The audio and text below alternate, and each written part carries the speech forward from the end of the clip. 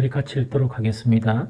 예수 그리스도의 계시라. 이는 하나님이 그에게 주사 반드시 속히 일어날 일들을 그 종들에게 보이시려고 그의 천사를 그 종 요한에게 보내어 알게 하신 것이라.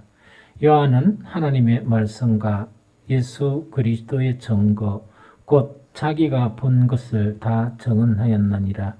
이 예언의 말씀을 읽는 자와 듣는 자와 그 가운데에 기록한 것을 지키는 자는 복이 있나니 때가 가까움이라. 한번 읽겠습니다. 예수 그리스도의 계시라. 이는 하나님이 그에게 주사 반드시 속히 일어날 일들을 그 종들에게 보이시려고 그의 천사를 그 종 요한에게 보내어 알게 하신 것이라.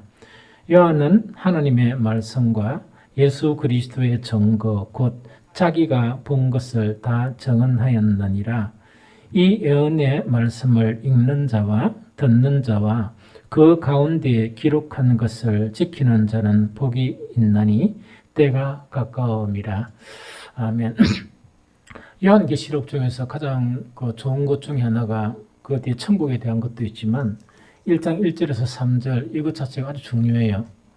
예수 그리스도의 계시라. 이는 하나님이 그에게 주사 반드시 속히 일어날 일들을 그 종들에게 보이시려고 그의 천사를 그 종 요한에게 보내어 알게 하신 것이라.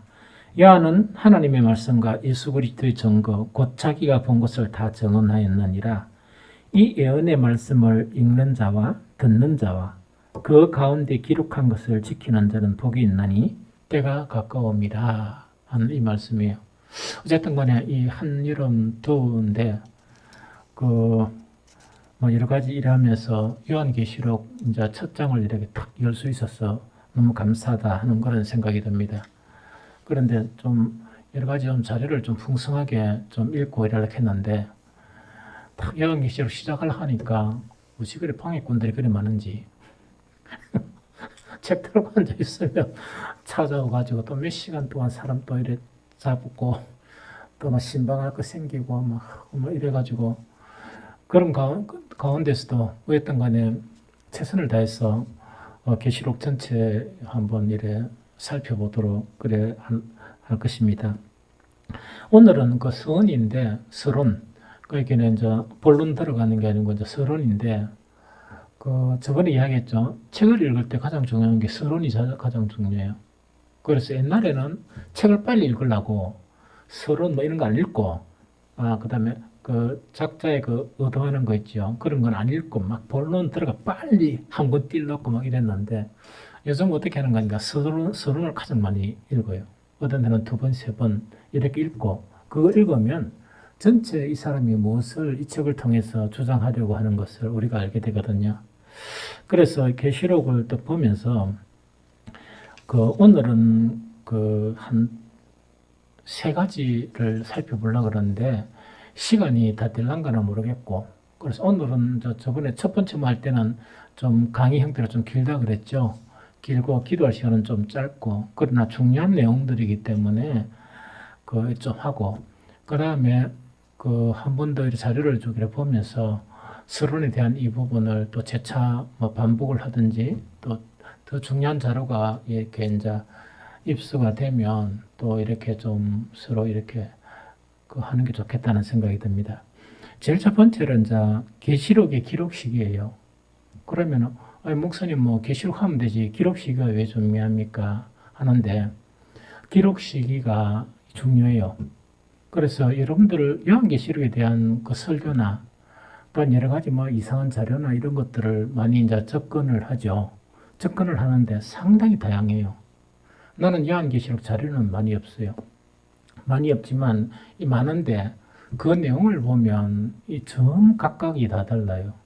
그래서 왜 각각이 다를 수 있는가 하니까 왜 다를 수 있는가 하는 것을 오늘 이렇게 설명을 할 거예요. 그러면서 우리는 어떻게 요한계시록을 볼 것인가 하는 그걸 갖다가 오늘은 이렇게 간략하게 볼 거거든요. 요한계시록의 기록 시기 자체가 크게 2가지예요. 그 2가지가 뭐냐니까 우리 이제 신약 사건에서 내가 몇 번 강조했지만 가장 중요한 연도가 있습니다. 그 연도가 몇 년도라고요? 70년도예요. 그 70년도 가장 중요한 연도거든요. 70년도가 왜 가장 중요한 연도죠? 예루살렘 성전이 없어진 때가 70년이에요. 로마에 의해서 예루살렘 성전이 완전히 이제 없어진 게 70년이라고요. 그러면은 이 70년 기록을 왜 잡는가 하니까 70년 이전에 기록되었다 하는 것하고 70년 이후에 기록되었다 이라면 요한계시록의 해석이 달라져요. 무슨 말인지 알겠죠? 그래서 기준 자체가 70년 이전이냐 70년 이후냐 이거는 가장 중요한 그런 자료다. 그러니까 이거는 그냥 생각을 해요. 그래서 여러분 어떤 이야기를 했다가 어떤 목사가 물론 요새 우리 예배 드리기도 하는데 옛날처럼 막 설교 들어도 댕기고 책 보고 그런 거 하니까 참 다행하다는 생각이 들었어요. 그런데 나 걸어가다 보면 이상한 이 사람은 이 이야기하고 저 사람 저렇게 이야기하고 하는 그 관점이 뭐냐. 같은 계시록을 또 보더라도 계시록이 기록 시기가 70년 이전하고 70년 이후하고는 아주 상황이 달라요. 이 해석할 수 있는 게 이 무슨 말이겠습니까? 그래서 그 기록 시기는 70년 전후 이거는 가장 중요하다는 그 이야기죠. 그러면은 70년 전후에 일어났던 그때 로마하고 그 다음에 우리 예루살렘 있죠. 그 관계를 우리가 쭉 좀 봐야 돼요. 그래서 이걸 쭉 훑으면서 이 자료가 이게 좀 역사 자료가 더 많았으면 좋겠는데 내가 이제 저게 책 있는 게 있는 게 조그만큼 돼서도 한 1,500권 정도 이상이 될 거예요. 그런데 그거를 갖다가 책 정리 한번 하려고 그러면 일주일 걸려요.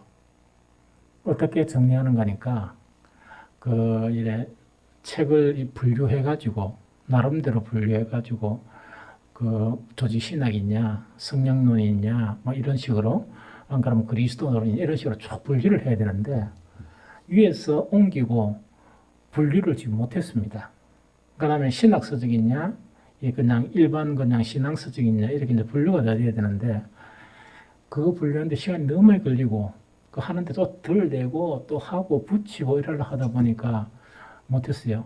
그래서 어떤 데는 책 찾는 데만 제목만 이래 보고 막 이래가지고 하는 데만 한 30분 걸릴 때도 있어요. 분명히 그 책이 있었는데 이 어디에 꼽힌가 몰라가지고 한번 지나고 난 다음에 또 보고 얘가 교차고 이런 경우도 있거든요. 또 제목을 정확하게 기억을 못 하다 보니까 좀 이렇게 어려움을 많이 겪게 되거든요. 그래서 어떤 역사 같으면 기독교 역사냐, 안 그러면 교회사냐, 이런 데로 좀 더 분류가 되어 있어야 되는데, 안 돼 있다 보니까 참 난해한 작업이다. 왜냐니까, 계시록 해석하는데 그런 부분이 중요하니까. 어쨌든 간에, 이제 가장 기독교하고 가장 가까운 왕이 아니고 핍박이 심했던 로마 황제가 누굽니까? 네로 황제였다고, 그죠? 그래서 로마 황제 1명 중에서 지금 계시록과 연관된 핍박이 심한 황제가 2사람이 있어요. 그 중에 한 사람이 네로예요. 그래서 기독교 핍박의 가장 출발점이 누구로부터 시작하느냐? 네로 황제부터 출발해요. 그럼 네로 황제부터 출발하는데 이건 역사적인 부분이니까 여러분들 이거는 알고 있는 게 중요해요. 64년도 있죠. 그러니까 이제 64년, 천몇백 년, 그냥 64년 7월 18일에 로마시에 대화재가 발생한 거예요. 여러분들 알고 있죠? 대화재가 이제 발생했는데 이때 로마 제국의 수도 있죠. 그 수도에 6일 동안 밤낮으로 걷잡을 수 없이 불이 났습니다. 사실은. 그래서 이 화재로 로마 중심가가 약 절반가량이 이렇게 화재로 이제 불타버렸습니다. 그러면 왜 그러냐니까 로마 지금도 아마 거기 가면 그럴 거예요. 집이 좀 따닥따닥 붙어가지고 상당히 이제 불 끄기도 상당히 힘들고 그 다음에 또 진압하기도 너무나 어렵다 보니까 그 당시에서는 소방차도 없었고 이러다 보니까 6일 밤낮 동안 이렇게 이제 화재가 발생한 거예요. 그런데 특히 거기서 이제 발생할 수밖에 없던 게 뭐냐? 옷감 파는 데 있죠. 로마 중심지니까 그걸 생각하면 됩니다. 비단이나 이런 옷감 파는 데나 올리브유 기름 아닙니까? 이래가 이제 그런 그 상점들이 너무나 밀집해 있다 보니까 이거는 어떻게 통제할 수 없을 만큼 이 화재가 큰 화재가 일어난 거예요. 그러다 보니까 우리가 알고 있기는 이건 누가 불을 냈다? 네로가 불을 냈다 이런데 그 역사는 잘 몰라요. 그런데 정통적인 역사는 뭐냐니까 이 네로 황제가 오해되는 거니까 어떤 분위기가 시국이 수선하다 보니까 우리나라도 비가 많이 오면 대통령 탓, 뭐 하면 대통령 막 정권 탓을 하잖아요. 하는데 황제가 이 화재를 계획했다는 소문이 일어나기 시작한 거예요. 그리고 네로가 불을 질렀다. 이런 소문이 시작하다 보니까 네로가 왜 됩니까? 안전에 위협을 느끼죠. 위협을 딱 느끼다 보니까 이것을 책임지을 희생양이 필요한 거예요. 필요했는데 그 당시에 이 기독교가 뭐냐니까 많은 사람들이 너무나 특수하게 이 신앙생활을 하다 보니까 또 유일신을 섬기고 이러다 보니까 사람들이 별로 안 좋아했던 거예요. 이러다 보니까 이 희생양을 누구로 잡았느냐? 기독교인들을 선택을 한 거예요. 그러다 보니까 왜 됩니까? 기독교인들이 뭡니까? 이게 피팍이 정말 대대적으로 일어난 거예요. 그러면 역사 자료에 보니까 어떻게 이제 그때 피팍이 일어났는가 하니까 그 맹견 있죠. 지금 맹견 있다 그랬죠. 맹견에 이 기독교인들 잡아가지고 의되는 걸 맹견에 그냥 물려 죽도록 그렇게 한다든가 뭐 옛날에 그 로마 안에 보면 사자 그거 있죠. 예, 사자밥이 되거나 그럼 이때 십자가에 처형되기도 하고 심지어 어쨌든 거니까 그 짐승 있죠, 짐승 털을 갖다가 사람에 입혀가지고 사냥개 있다입니까? 사냥개를 풀어나니까 그 사람이 누군 줄 알고 짐승인 줄 알고 그 사람을 물어 죽이는 거예요. 이런 것들도 이렇게 일어나고 심지어 뭐냐니까 밤 같은 경우에는 옛날에는 전력이 없다 보니까 조명을 밝히기 위해서 어떻게 하는 거니까 그 기독교인들을 기름에 발라가지고 불을 붙여버리는 거예요. 불을 붙이면서 밝히기도 하고 그래서 이거는 뭐냐니까 엄청난 그런 핍박 자체가 일어났던 것이 이 네로 황제 때 일어났었어요. 그런데 특히 이 네로 황제 때 이 사건을 통해서 기독교 지도자 2명이 순교를 당합니다. 누굽니까? 베드로와 바울이에요. 그래서 우리가 이제 바울 서신 자체는 늘 하면서 기록 연대를 몇 년도로 잡죠? 67년인가 이래 그 이전으로 잡잖아요. 왜 했냐니까 이때 누가 순교를 당하느냐? 바울이 순교를 당하고 그 다음에 또 누가 순교를 베드로가 순교를 당해요. 그래서 기독교는 뭐냐니까 정말 대단한 이 지도자 2명을 잃는 온갖 핍박을 받는 그런 큰 타격을 입게 된 것이 바로 어떤가니까 네로 황제 때입니다. 그래서 이게 뭐냐? 64년부터 이 핍박이 이어지는 거예요. 그런데 이 이후에 그 네로 황제가 그 민심도 어수선하고 그다음 이 로마가 오해되는 거니까 각 나라를 점령하잖아요. 점령하는데 이 특징이 좀 이상한 특징이 있어요. 어떤 특징이 있는 거니까 로마에서 다 군대를 파견해가 장악한다 그러면 그거는 군대가 너무 필요하죠. 그렇게 안 해요. 안 하고 어떻게 하는 거냐? 군대를 이렇게 모집하는데 만약에 에집트 쪽에 점령해 군대를 모집하면 그 군대하고 로마 장군을 세워가 어디? 팔레스틴 쪽에 그렇게 지배하게 만드는 거예요.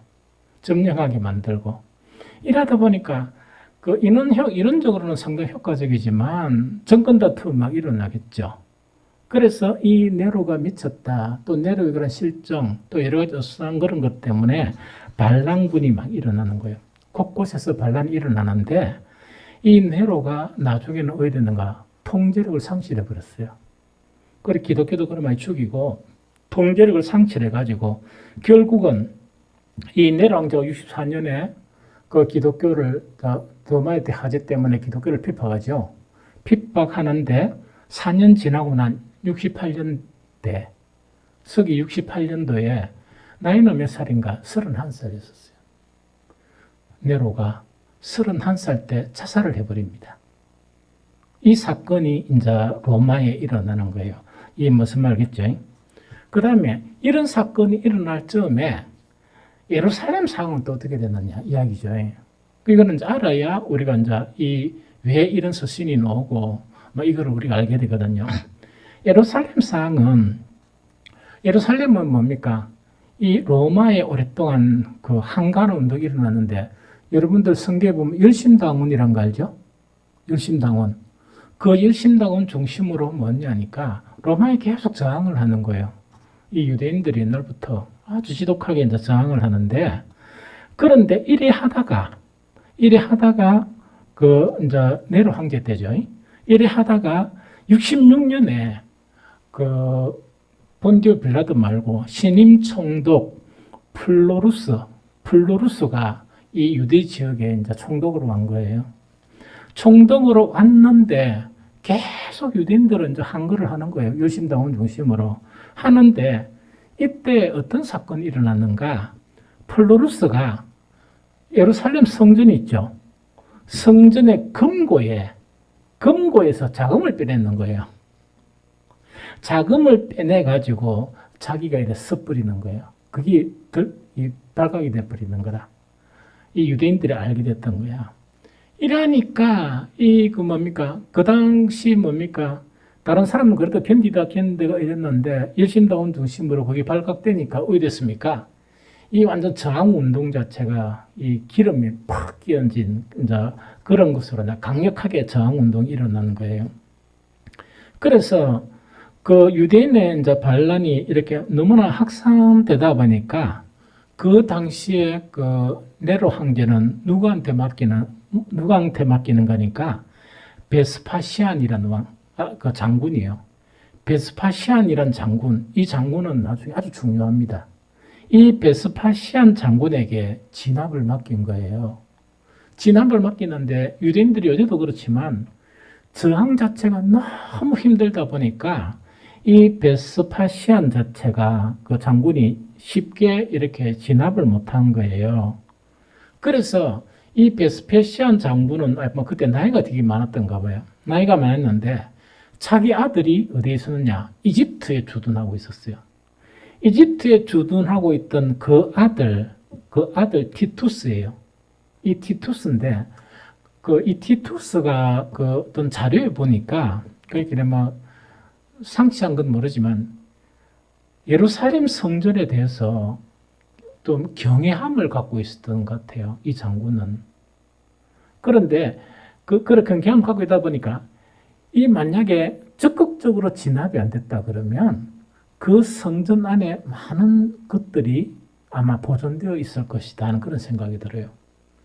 그만큼 그러니까 진압을 쉽게 할 수 있는데 안 하고 그 성전에 대한 경외심, 기독교인은 아니었지만 그런 것에 대한 것을 상당히 가지고 있었던가 봐요.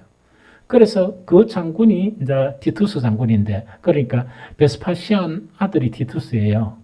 티투스에게 이제 진압을 맡기다 보니까 이 티투스가 6만 명 대군을 이끌고 어디로 가느냐? 예루살렘으로 진격하는 거예요. 그리고 여기도 보면 역사 자료가 여러 가지로 갈려져 있는데 내가 보니까 그 쉽게 점령을 할 수 있었는데 정말 이제 이 양반은 성전을 좀 보존하기 위해서 그 유대인들이 있죠. 유대인들이 성 밖으로 나와서 전투를 해가지고 점령하기를 원했던가 봐요. 그러면 무엇을 보존할 수 있습니까? 예루살렘 성전을 보존할 수 있었겠죠. 그런데 끝까지 결사항제가 거기서 이제 완전히 여기 이제 계시록에 보면 완전 이 포위를 하니까 먹을 것이 없죠. 심지어 그 안에서 온갖 일들이 벌어지는 거예요. 온갖 참혹한 일들이 그 인육을 먹는 그런 일들도 벌어지고 이 무슨 말인지 알겠죠? 그만큼 지독하게 항전하는 그런 내용 자체를 본 적이 있거든요. 그래, 어쨌든 간에 이제 진격하고 난 다음에, 그 다음에 이제 왜 됐는가 하니까, 그 성전은 언제 이제 끝납니까? 70년에. 70년에 이제 완전히 예루살렘 성전은 없어져 버립니다. 없어져 버리는데 왜 없어졌는가 하니까 어떤 자리에 보니까 이 티투스가요, 그 성전 안에 있는 기물들이나 이걸 이게 보존하려고 계속 지시를 하고 다니면서 있다 아닙니까? 그 손 못 대도록 이랬는데 너무 그때 유대인들이 지독하게 로마에게 항전을 하다 보니까 로마 군인들이 불때가 이만이 난 거예요. 나가지고 완전 다 뚫어부숴버린 거예요. 사람 다 죽여버리고 온테 다 불을 질러버리고 그렇게 장군이 명령했는데도 너무 화가 나가지고 그냥 죽일 거를 갖다가 막 처참하게 죽이고 그냥 불질러, 그건 아니고 완전히 막 다 불질러버리고 이런 거 있다, 그죠? 그러다 보니까 초토화된 거예요. 그런데 아무리 양심적인 사람이 막으려 해도 이 주님의 예언 자체는 막을 수가 없죠. 그래서 예루살렘 성전은 돌 위에 돌 하나도 남기지 않고 끝나버린 거예요. 아주 처참하게. 너무 처참하게 이제 끝나버리고, 그 다음에 그 1차적으로 또 뭐냐니까, 그 예수님께서 십자가, 본디오 빌라도가 예수님은 죄가 있다 없다? 없다 하면 손을 씻는다 아닙니까? 없다 하니까 우리 죄는 우리가 감당했으면 다 감당해가지고 처참하게 그 로마에 의해서 예루살렘이 초토화되는데 정말 참혹할 정도로, 그게 어떤 역사자를 보면 너무나 참혹하고 끔찍한 거 있죠. 야, 사람이 이렇게도 당할 수가 있구나 할 정도로 끔찍하게 초토화되어 버립니다. 그래서 예수 그리스도께서 말씀하신 그 내용이 딱 이루어져 버려요. 좀 이해됐죠? 그럼 이런 사이에 왜 되는 거니까, 아까 몇 년도에 요거 이제 예루살렘 성전이 완전히 무너지기 전에 누가 먼저 죽습니까? 전쟁하던 과정에 네로가 자살해 보잖아요. 네로가 딱 자살을 하는데 로마에서는 어떤 일이 벌어지느냐? 68년도 네로가 자살을 하고 약 1년 동안 황제가 4명이 교체돼요. 4명이. 그러니까 로마도 막 좀 흔들리고 있었죠. 흔들리고 있는 상황 가운데 4명이 교체되고 탁 난 다음에, 그 다음에 어떤 왕조가 들어서는가? 플라비우스 왕조가 들었어요. 이 아주 중요하거든요. 이 플라비우스 왕조가 들어서는데, 이 플라비우스 왕조의 첫 황제가 누군가니까, 아까 누구라고요? 티투스의 아버지였던 누굽니까? 베스파시안. 베스파시안이 이제 뭡니까? 황제가 되고, 그 다음에 이 황제 뒤에 누가 됩니까? 티투스가 되고, 또 티투스 뒤에 이제 누가 되는가 하니까 도미티아누스가 되는 거예요. 이 무슨 말이죠? 황제. 이걸 갖다가 뭐라고 이야기하는가? 플라비우스 왕조라 그래요. 그런데 이때 이제 그 베스파시안, 그다음 티투스, 도미티아누스 이 세 황제 있죠.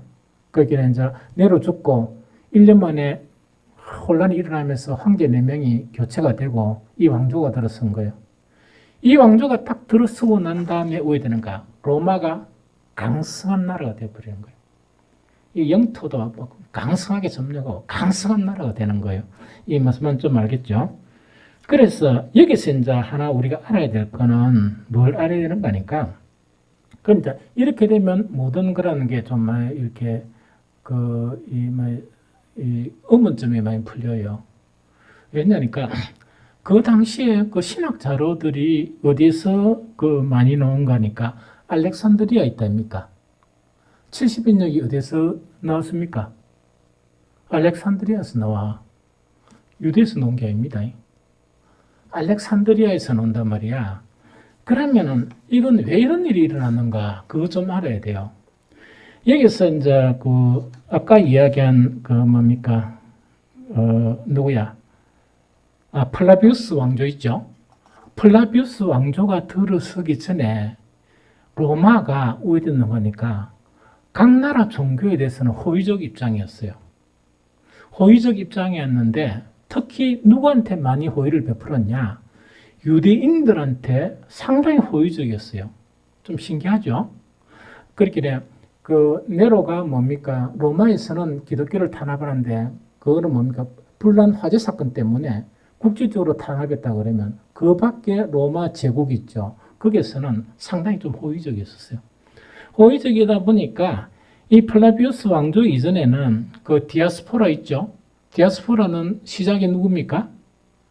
바벨론 유수, 바벨론 포로. 바벨론 포로 때 원래는 가다가 칼에 맞아 죽고 물에 죽고 이러는데 그래도 살아남은 사람들이 전 세계에 퍼쳤단 말이야. 그 주변에 그거를 갖다 뭐라고 하냐, 디아스포라라 그래. 그래서 이 유대인들이 얼마나 강한가 하니까 거기서 가는 곳마다 이렇게 이 장악하고 열심만 있으면 뭐를 짓고 회당을 짓고 하는 그런 일들을 한 사람들이 유대인들이에요. 서로 생존이 강하고 이런 사람들이야. 그래서 디아스포라 유대인들은 그 당시에 예외적인 특권을 많이 누렸어요. 로마 그 치하에서도 어떤 특권을 누리는가 하니까 지역에 따라서 황제 숭배하는 것도 예외로 둔 거예요. 유일신이니까. 또 군사적인 의무 있죠. 아까 징집해가지고 다른 나라 침공할 때 군대 가야 된다 그랬죠. 이거는 이렇게 생각하면 돼. 옛날에 일제 때 전쟁하면서 우리도 징집됐습니까? 안 됐습니까? 됐어요. 많은 소년들이 징집되고 했거든요. 또 학생들도 징집되고 했단 말입니다. 또 군사적인 의무도 면제당하고 특히 여기서 이제 도시 하나가 나와요. 알렉산드리아. 알렉산드리아를 위시한 몇몇 도시에서는 뭐까지 줬느냐? 유대인의 자치권을 인정해 준 거예요. 그러다 보니까 이 유대인들이 학문 연구를 할 수 있습니까? 못합니까? 연구를 할 수 있는데 팔레스틴, 예루살렘보다 더 학문 연구가 강하게 일어났던 데가 알렉산드리아 그런 부분이란 이야기죠. 그래서 경우에 따라서는 뭐냐니까 뭐까지 허락했느냐? 유대 법정까지. 왜 유대인들 특성이 뭡니까? 정치나 경제, 종교가 하나로 형성이 되죠. 그걸 갖다가 뭐라 그럽니까? 신정정치라 그래. 그래, 가장 이상적인 거는 신정정치라. 하나님이 통치하는데, 왕을 세우기는 세우는데, 어떤 왕? 하나님만을 믿는 그 왕을 세운 사람이 누구예요? 그 대표적인 인물이 다윗이야. 이 무슨 말이겠죠? 그렇게 인간은 인간이지만, 누구의 뜻을 따라 나라를 다스린다? 하나님의 뜻을 따라 나라를 다스리는 걸 신정정치라 그래. 저간 이래서 이제 개설할 수 있었던 게 이제 그런 부분이었다는 이야기죠. 그런데 어쨌든 간에 아까 뭐냐니까 예루살렘을 초토화시킨 그 있죠, 왕조. 그 왕조가 이제 그 초토화시키면서 저 아버지는 이미 황제가 됐던 거야. 아마 황제가 됐겠죠. 68년도에 났으니까. 그 사람이 베스파시안, 그 다음에 티투스, 도미티아누스 이렇거든요. 그런데 이때부터 베스피안이 있죠. 베스피안 때부터 유대인들에 대해서 뭐를 부과했는가? 이거는 뭐냐? 국고세를 부과한 거예요. 특별세. 이거는 뭔가니까 옛날 유대인들은 성전세 냈습니까? 안 냈습니까? 냈죠. 그런 것들을 부과해가지고 이제는 뭐냐니까 유대인들의 그때 이 부가 좀 있다 보니까 그 세금으로 걸어들이면서 로마 황실에 이 돈을 쓰기 위해서 세금을 부과한 거예요. 그리고 이제 중요한 거는 아까 이야기했죠. 티투스는 아마 어떤 경외심이 있었다고 그랬죠. 이 성전에 대해서. 그래서 이 사람은 티투스는 황제가 되고 난 다음에 기독교를 비판한 그런 건 없습니다. 문제는 그 이후에 이제 세 번째, 즉 이거는 플라비우스 왕조가 아까 베스파시안, 티투스 또 누가 그랬죠? 도미티아누스라고 그랬죠.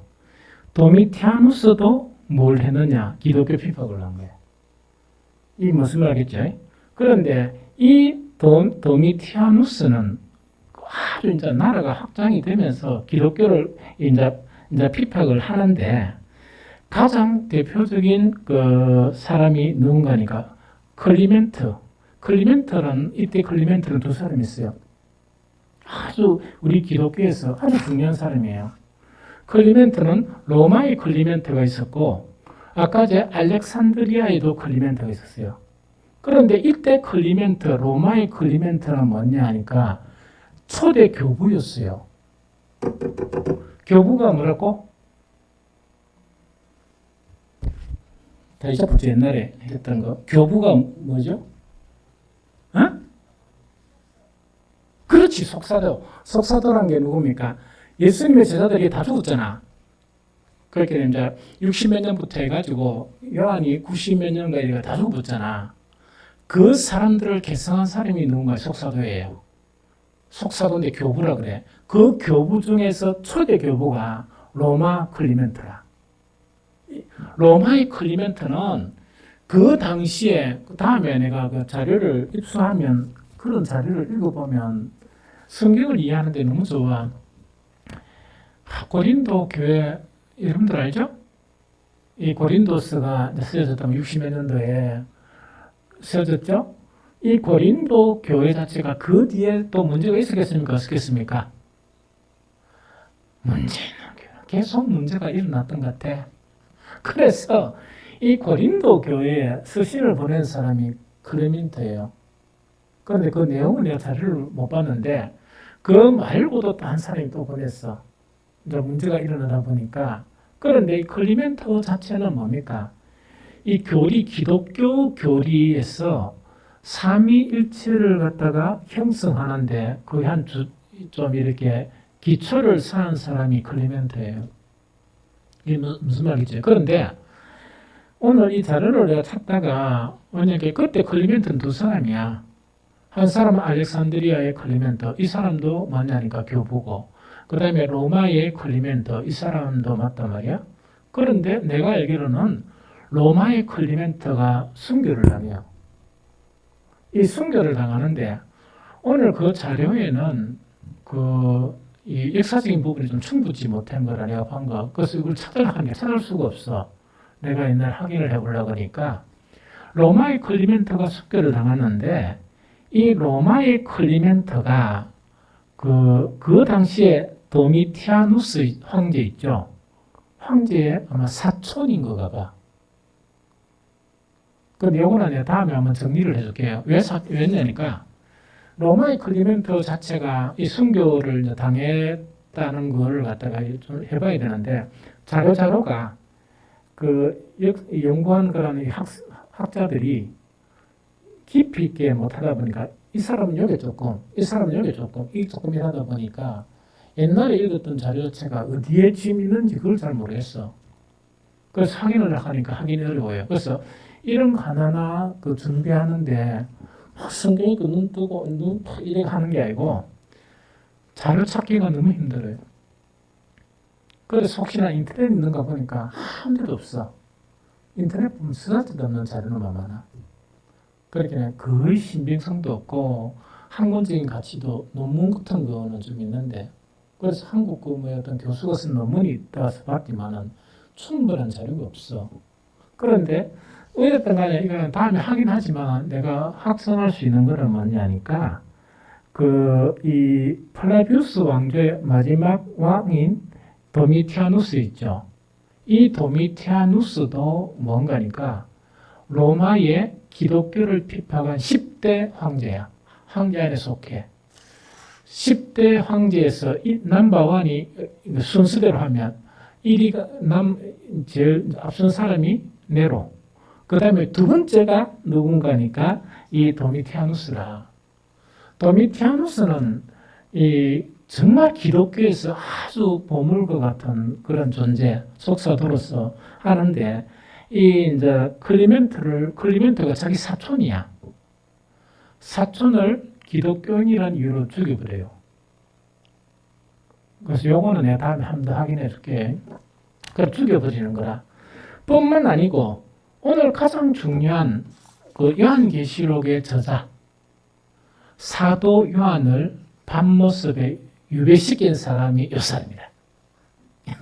아이고, 길죠. 그러면 이제 이 요한계시록이 있기까지 여러 가지 이제 정황별로 이제 설명을 다 했는 거야. 어떤 현상이 일어났다 하는 그 이야기 이제 일어나는 거예요. 그러면서 이제 이거는 뭐 여기 있는 자료는 아니지만 한 가지 이제 그러면서 이제 이거는 이제 앞으로 가지만 그 계시록 2장부터 이제 뭐가 나옵니까? 바로 뭐가 나와? 교회가 나온단 말이야. 이 교회가 나오거든. 그럼 이거는 뭐냐니까 로마하고 기독교는 아주 밀접한 이 연관성이 있어요. 왠지 살펴보면 이것도 다음에 한번 보면 참 좋아. 그런데 이 이제 성전 자체가 완전히 해파되면서 교회로 이제 나타나기 시작한 그것을 누가 했습니까? 로마가 한 거예요. 완전 성전을 무너뜨려 버린 거예요. 무슨 말인지 알겠죠? 그러면서 뭐가 됐다? 드디어 교회 시대가 이렇게 도래가 되었다는 그 지금 이야기예요. 좀 이해됐죠? 그럼 여기까지 이제 보면 이거는 개략적인 그런 부분이고 앞으로 내가 좀 자료를 보면서 더 정확한 자료가 있으면 좀 이렇게 보충해서 설명을 했으면 좋겠어요. 그러면 이거는 다 왜 이렇게 설명을 했냐니까 여러분들 계시를 하니까 좀 있으면 나오지만 계시라는 것 자체를 우리가 이해하는 데는 그 시덕상하고 떨어져서는 이해가 안 됩니다. 이게 무슨 말이겠습니까? 그래서 그 시덕상 자체가 이런 시덕상을 거치면서 이 요한 자체가 어디로 갑니까?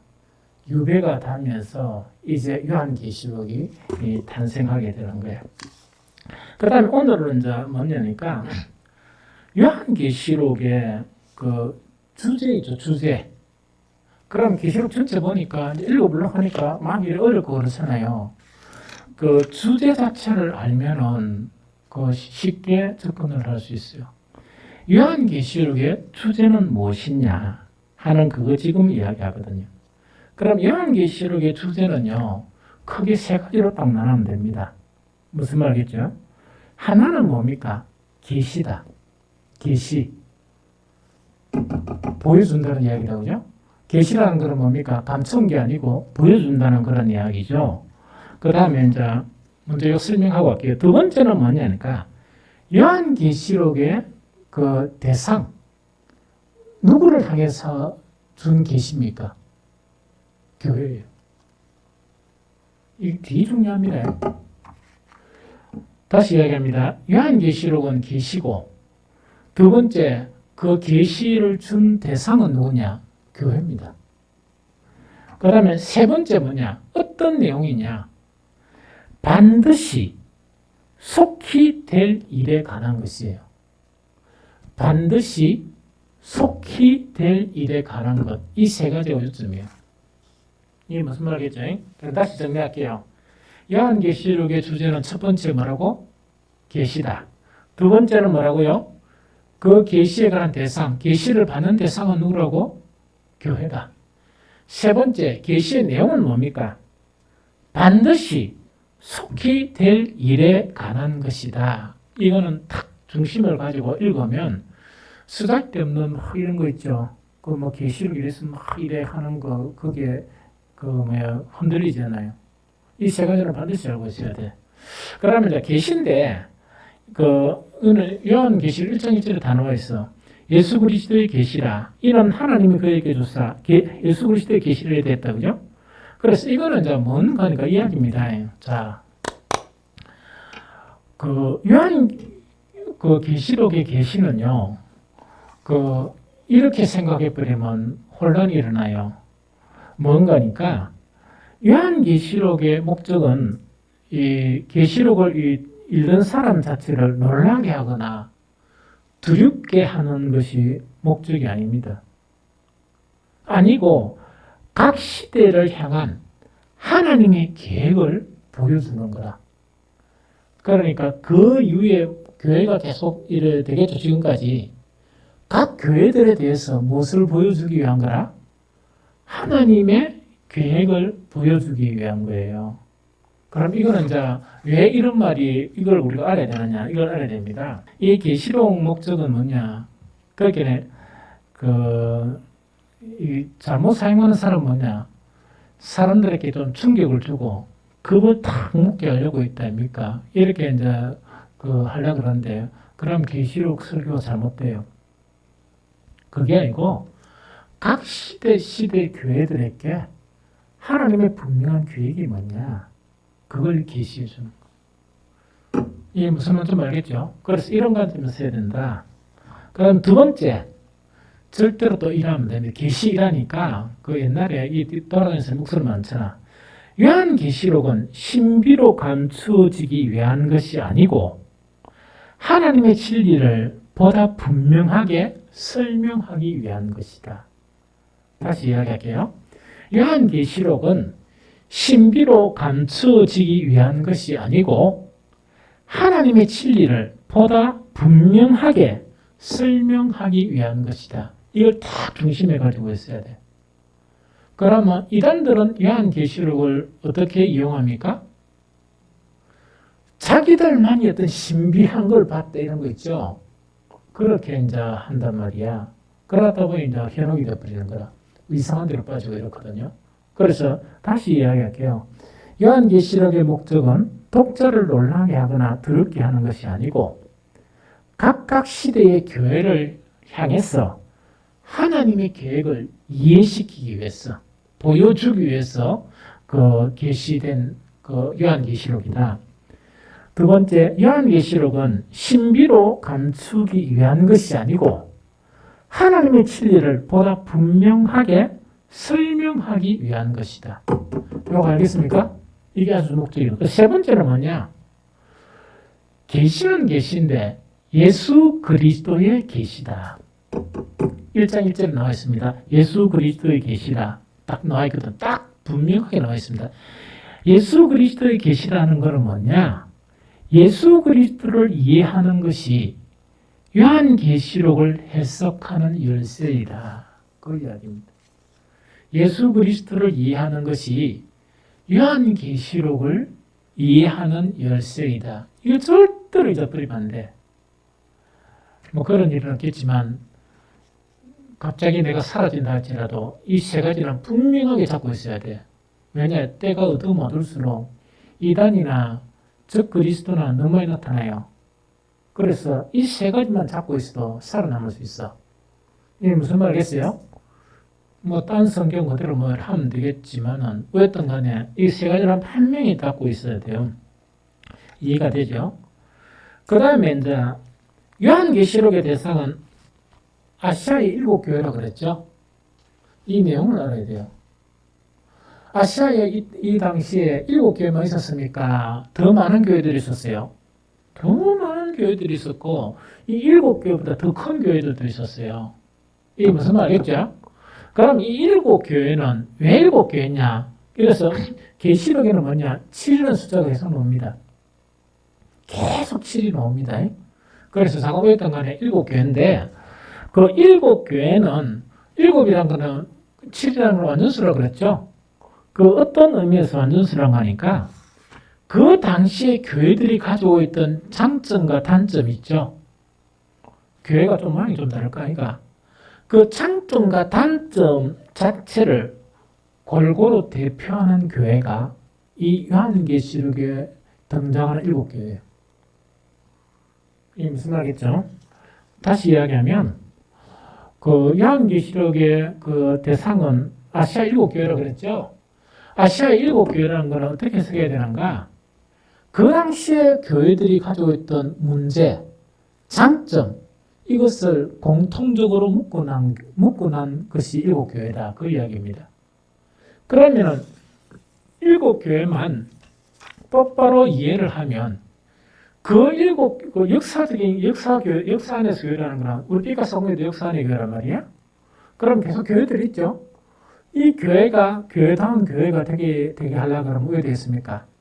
장점인 것들은 우리가 취하고 단점은 버리면 되는 거야. 무슨 말이겠죠? 그것 자체를 보여주기 위한 거다 하는 것을 우리가 반드시 명심해야 된다. 이거 좀 이해가 되죠? 그 다음에 이제 세 번째 얘기 아주 중요합니다. 세 번째, 이것도 반드시 이거는 숙지를 해봐야 돼. 딱 숙지를 해가지고 절대로 흔들리지 말고 잊어버리면 안 됩니다. 그런 내용 자체가 반드시 속히 될 일에 관한 것이죠. 그러니까 온갖 환상들이 나오죠. 온갖 일들이 다 나오는 사건들이 그거는 겁먹지 말고 그 사건들을 통해서 반드시 속히 될 일 자체 요지가 뭐냐, 그만 딱 인식을 하고 있어야 돼요. 그걸 딱 인식하고 요한계시록을 읽어야 돼. 그래야 실수 안 합니다. 쉴 때 뭔가 막 찾아다니고 있다면 그래 할 필요 없단 말이야. 이게 무슨 말인지 좀 알겠죠? 그러면은 이것도 이제 계시록 1장에 반드시 나오잖아. 예수 그리스도의 계시라. 이는 하나님이 그에게 주사 반드시 속히 일어날 일들 탁 되어 있거든요. 그래서 어떤 신학자들은 그 종들에게 하는 그 종들을 갖다가 어떻게 번역하는가? 교회들로 이렇게 번역해요. 교회 안에 종들이 다 있으니까. 이 무슨 말인지 알겠죠? 그래서 속히 드러나야 될 일이 뭐냐? 이거는 절대로 이거는 뭡니까? 혼란하면 안 되고 딱 세 가지입니다. 세 가지는 이자뿐만 안 돼. 이거는 우리가 설교만 잘 들었어도 세 가지 대본이 압니다.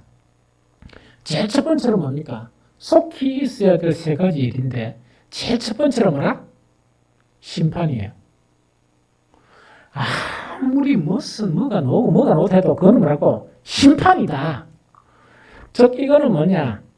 정말 하나님의 뜻을 무시하고 하나님께 순종하지 않고 복종하지 않는 자들에게 뭐가 일어난다? 심판이 일어난다. 그래서 아무리 어떤 사항이나 어떤 막 기이한 일들로 표현되어 있더라도 그거는 뭐로 우리가 받아들이면 돼? 하나님의 구원의 뜻 자체를 이렇게 배반하거나 따르지 않으면 뭐를 당하게 된다? 심판당한다. 그거 지금 이야기하는 거예요. 그 다음에 두 번째 뭐냐니까 하나는 심판이고 하나는 뭐라고? 구속의 원리다. 구속의 원리. 예수 그리스도에 의해서 구속받은 자들.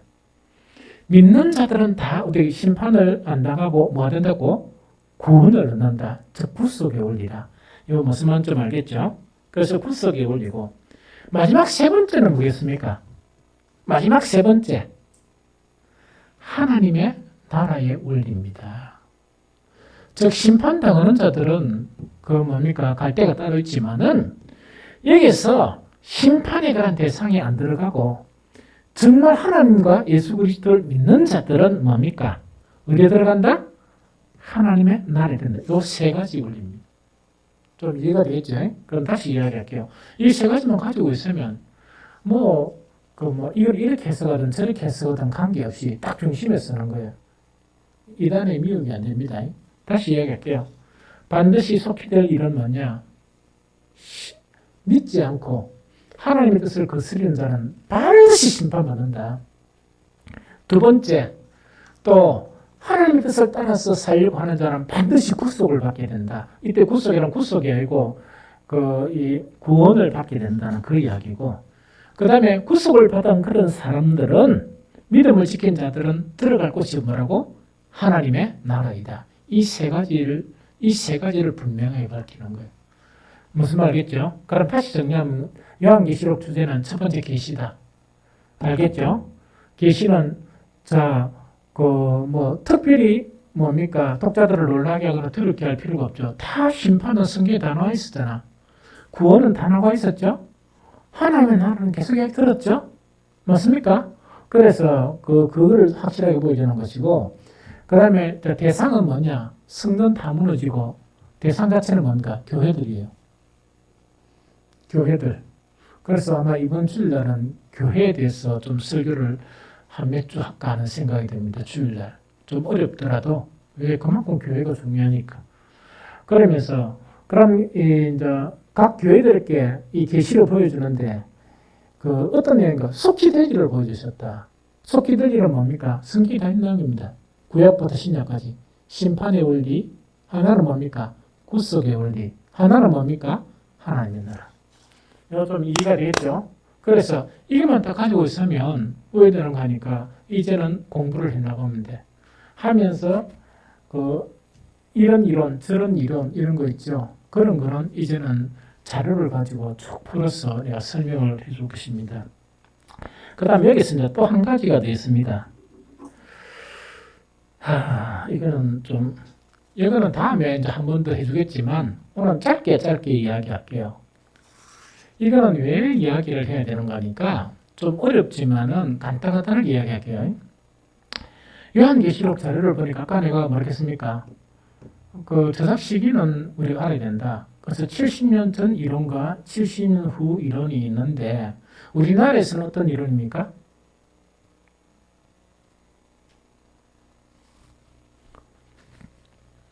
우리나라에서는 어떤 이론이다?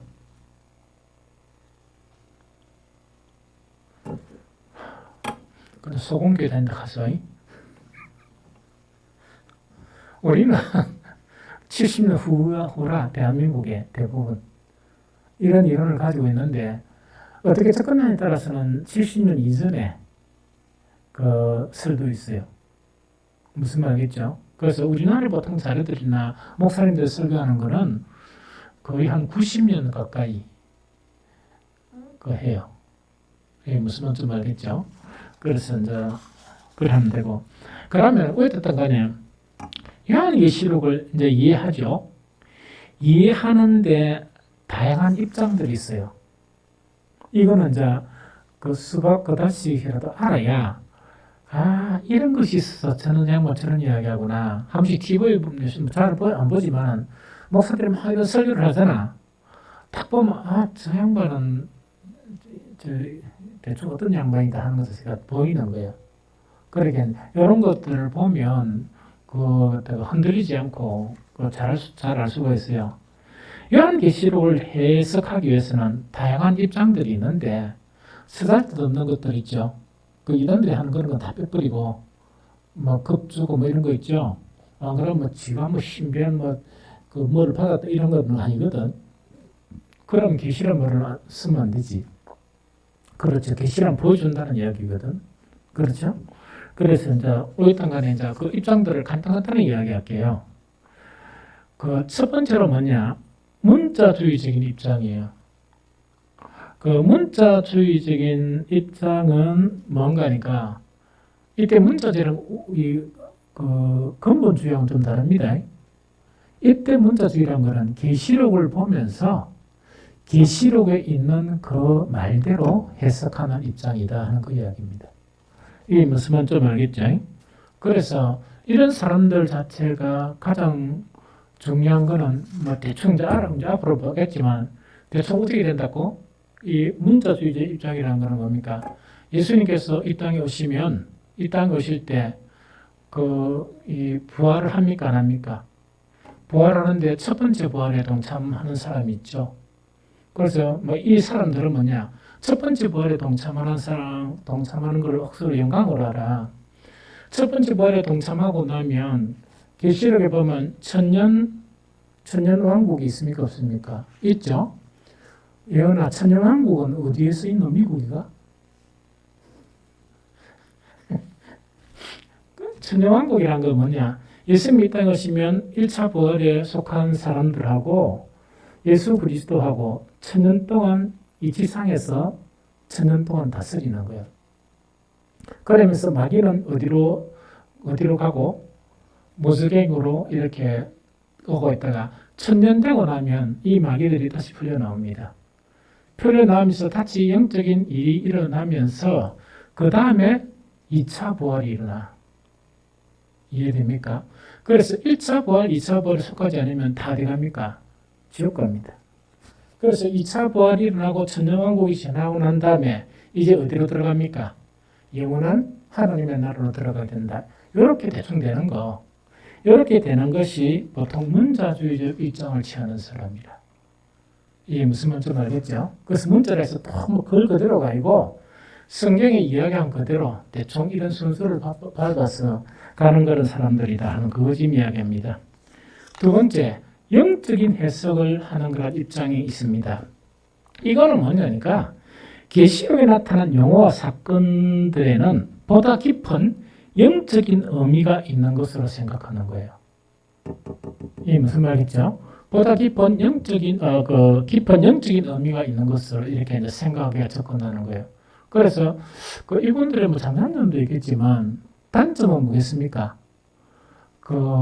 아까도 이야기했다시피 이 요한계시록은 뭐 하기 위한 겁니까? 보여주기 위한 거잖아. 보여주기 위한 건데 영적이라는 거를 핑계로 삼아가 이 무엇이 미국에 빠뜨려 본단 말이야. 이상하게 이제 빠져버리는 그런 경우도 있는 게 바로 이런 부분이다 하는 그 이야기입니다. 그 다음에 이제 세 번째는 뭔가니까 상징주의적인 해석이 있습니다. 상징주의적인 해석이라는 것은 뭐냐니까 요한계시록에 막 사건들 있죠. 그 사건들은 그냥 어떤 일어날 구체적인 사건이라기보다 선과 악에 대한 투쟁으로 생각하는 거예요.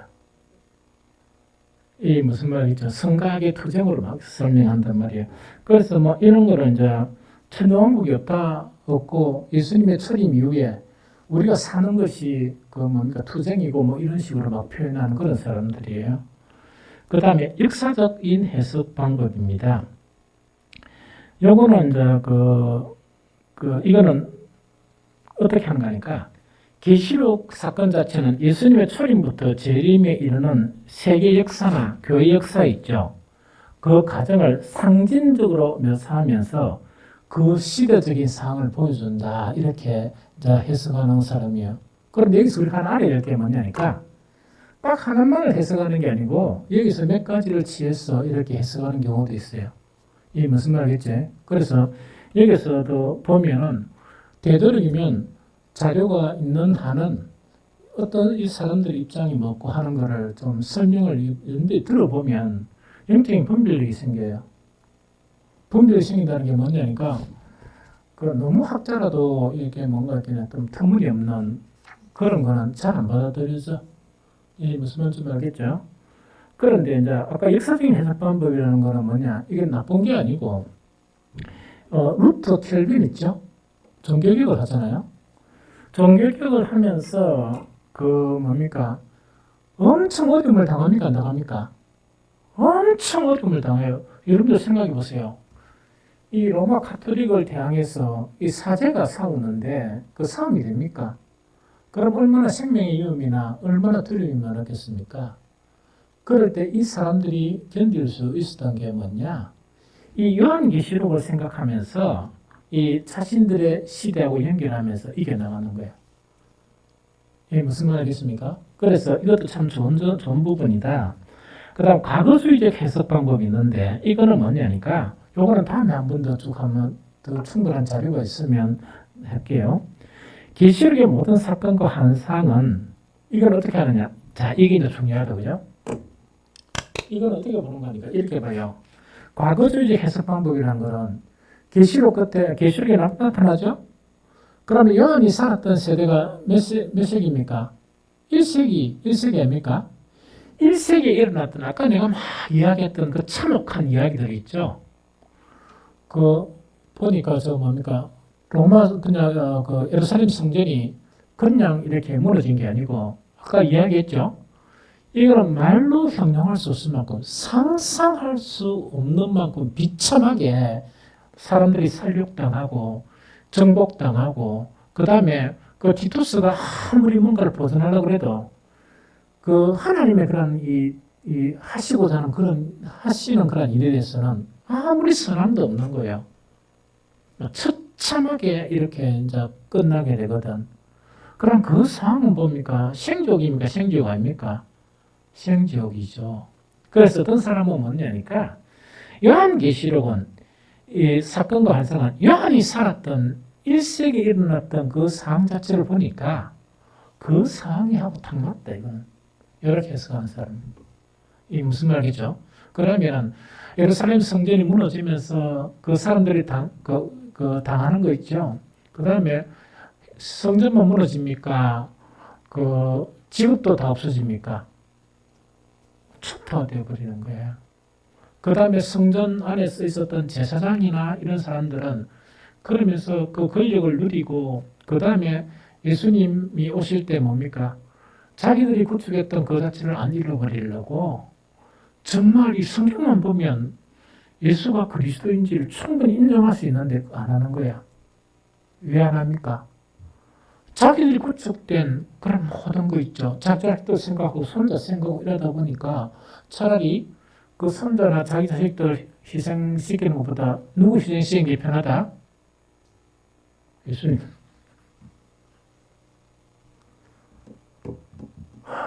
이게 그때 일어났던 그 일이 오늘날도 일어나요. 오늘날 그 배도하는 사람, 배도라는 건 뭡니까? 믿음을 저버리는 사람들 있죠. 뭐 교회는 다니긴 다니지. 배도하는 사람들이 뭐냐니까 그 사람들하고 똑같아요. 자기 구축된 것이 못 버리는 거야. 자기 구축된 것을 못 버리다 보니까 누구를 버립니까? 예수님을 버리면서 그냥 모른 척하면서 주여 사는 거야. 그런데 반드시 심판당해요. 요한계시록 반드시 심판을 당한다 하는 그 이야기거든. 그 다음에 그게 과거주의보다 미래주의적 해석 방법이 있어요. 미래주의적 해석 방법이란 거는 뭐냐니까 이거는 그게 아니다. 즉 과거주의적 해석 방법 반대 방향이에요. 이건 예수님 재림 때 일어나는 사건이다. 이렇게 보는 거예요.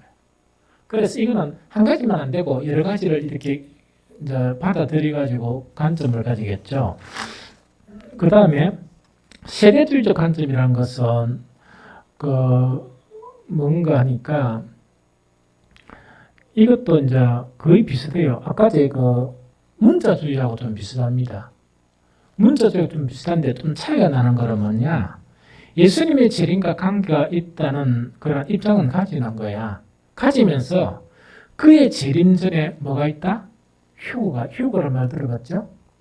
휴거가 있을 것이란 것과 또 휴거 이전에 7년 대환란이 있고 이런 복잡한 거 있죠. 이런 것들을 이렇게 하는 것을 세대주의적인 관점이라고 그래요. 이게 무슨 말씀입니까? 그래서 재림 후에 또는 천년왕국이 이어지고 그렇게 한 가지 추가되는 거야. 이걸 갖다가 세대주의라고 그럽니다. 그 다음에 무천년적 미래주의라는 것은 뭐냐 하니까 이걸 이렇게 이야기해요. 예수님의 초림과 재림이 있죠. 재림 사이에 이게 있는 거 대환란이나 이런 걸 아무것도 안 끼어 있는 거야. 안 끼어있고 동일한 주제들이 있죠. 계시로 나타난 동일한 주제들이 반복이 되면서 각 세대마다 거기서 이기는 사람이 있고 또 지는 사람이 있고 이라겠죠. 그 반복적으로 나타난다는 것을 나타나고 있다는 것을 선명하게 보여주는 게 계시록이다. 이렇게 주장하는 사람들이에요. 이게 무슨 말인지 알겠죠? 그래서 그 말씀을 지키는 거, 그 다음에 이런 일이 있으니까 우리는 믿음을 버리지 말아야 된다 하는 것을 경각심을 가지면서 이기고 하는 그런 이런 식으로 해석하는 사람들이에요. 그러면 그 해석하는 것 자체 한 8개 자체는 뭐냐니까 그나마 요한계시록을 이렇게 이해하고 연구하는 그런 학자들 중에서 좀 건전한 그런 학문적 그런 기반을 가지고 해석하는 입장이 한 8가지다. 그러다 보니까 되게 어렵죠. 그렇게 어떤 부분 되게 어려운 것 같죠. 그래서 다시 이야기하면 뭔가 하니까 이걸 딱 중심으로 잡으란 말이에요. 요한계시록은 계시다. 하나님 뜻을 보여주기 위한 것이다.